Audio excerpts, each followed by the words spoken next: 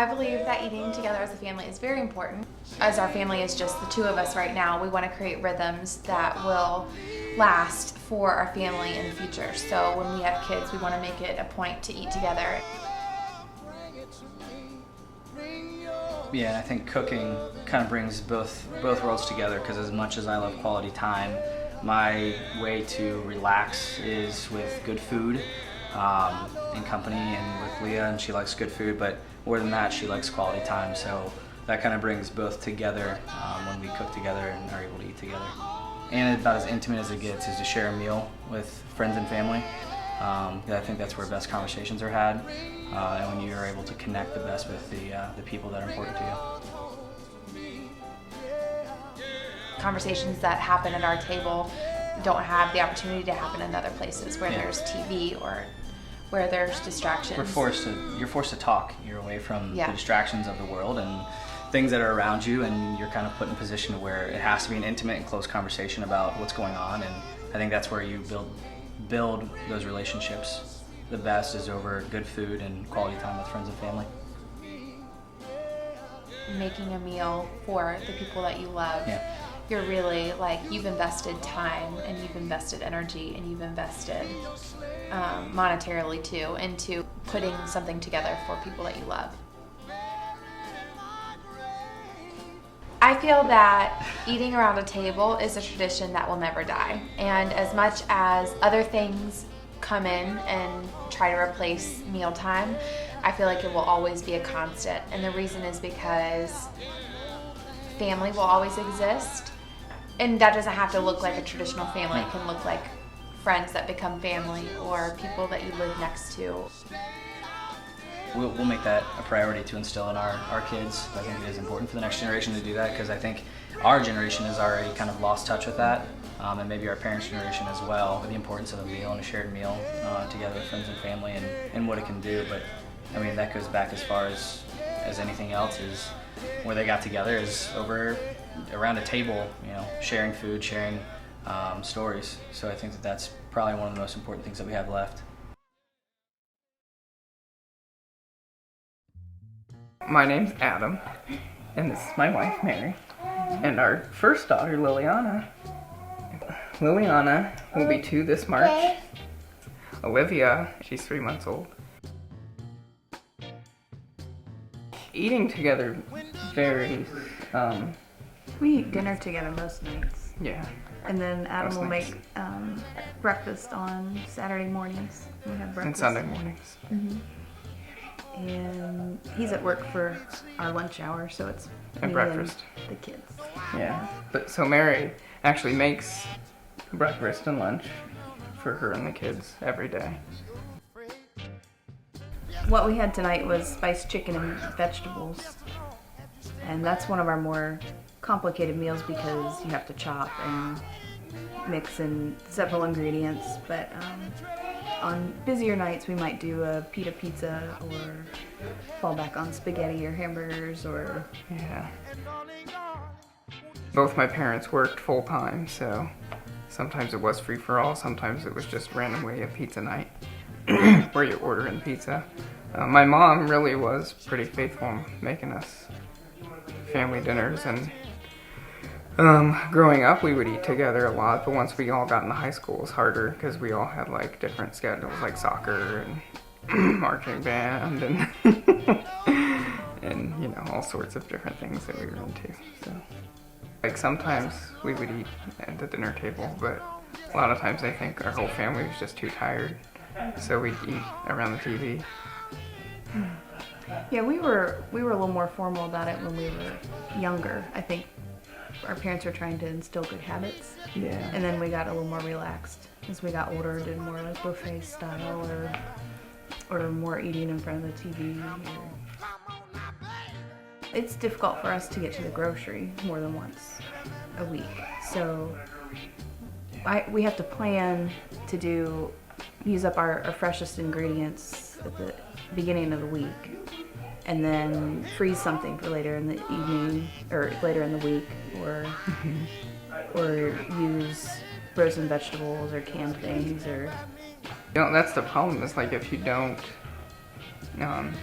have someone like Mary who can plan our meals ahead, you end up wasting a lot of money because you buy this whole tray of, fresh chicken, and then if you don't use it in time, you have to throw it out. So it's a lot easier when I go to the grocery to just be, buy convenience food that won't go bad. Although I know it's probably not as healthy, and in the long run, it's more expensive. And so if you're spending all your time on shopping for fresh foods and you don't have time to spend with your family or to take care of other responsibilities, then that's a problem. So Yeah. yes, it's important, maybe not the most important thing. It's easy to focus on the busyness of the day and then forget to invest in relationships. So if you have a time set aside every day to slow down and connect, then Yeah. it's a healthy habit, I think. It's kind of tough actually right now, to be honest. Liliana's not 2 yet and Olivia's only 3 months, so it's really just hard to eat together as a family because, if one of them's crying, one of us has to take care of them while the other one tries to eat while the food's still warm. Yeah, the meal planning helps a lot. But with a 3-month-old baby, scheduling the meal for the day is a challenge. We have to think several hours ahead to have the meal prepared, and to have it prepared at a time when Olivia's not hungry or fussy or needing a diaper change. And that everybody's home. Right, everybody's home, and Liliana isn't cranky yet from not eating soon enough.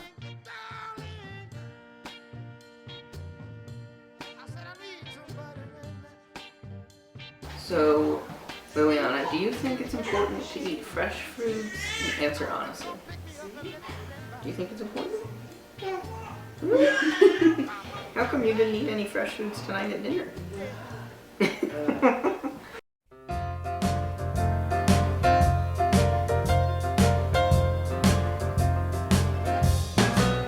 Everybody get in the groove and let the good times roll. I'm gonna stay until I soothe my soul. If it takes all night long, yeah. It might be 1 o'clock and it might be 3. Time don't mean that much to me. I think our friendship actually revolves around food night. That's very accurate. So I'm Mexican and we have a big family, but because my mom had 6 kids and we were the age gap was so different, we never actually ate around the table. And that's kind of unheard of for a Mexican family because Mexican families are all about eating around the table and spending that time together. So we never really had that growing up. My first experience eating around tables was definitely when I started kind of attending church, because a lot of times, even in Christianity, a lot of relationships do kind of, revolve around a Sunday supper or getting together with friends after church. So that's really when I started experiencing, I guess, a traditional, let's get around the table and eat together and break bread together. I ain't been swinging since I don't know when, and I might not be swinging this way again. Oh, get in the groove and let the good times roll. I can look at the friendships that we have either as a group or just individually, and the friendships that, it's weird, the friendships that are the strongest are the ones that we're either going out and eating or eating in each other's homes pretty frequently, are definitely the strongest.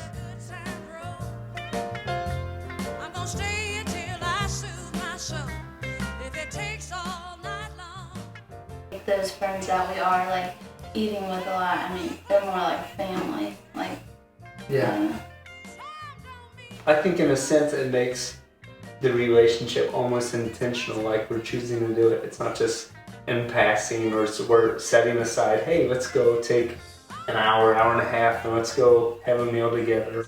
It is intentional. You're intentional. So I want to have you over my house and I want to spend time with you and I want to invest in your life and I want to care about what you're going through. Definitely some of the most, the best memories I've had have definitely been around this table where we're like kind of having heart-to-heart conversations about life. I feel like I'm important. I feel like and they're important to me.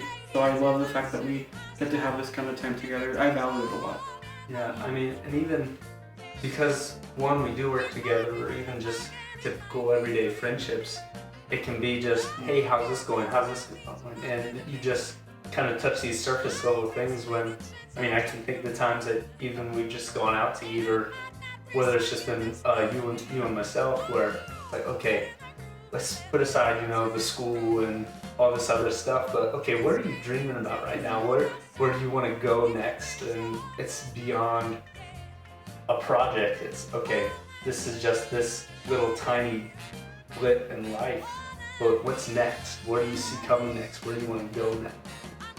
I can't honestly say that any of the conversations that I had with Emmanuel would have happened in any other situation. We physically had to take that time to say, this is what we need to do, so we can just take time, catch up on what's going on, and just kind of pick your brain, where are you at, where do you want to be in that.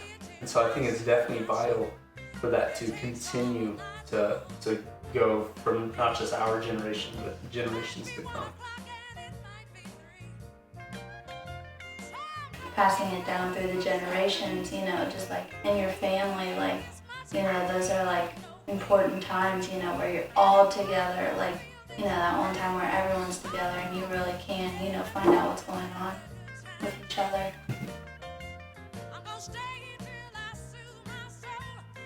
I really think it's important that we do kind of pass down these traditions of eating around the table as a family and as a group of friends to the younger generations, because it's all about like going through the drive-thru, getting your food fast, and like eating it on the way to somewhere, eating it at your office, eating it on at school because you're so busy.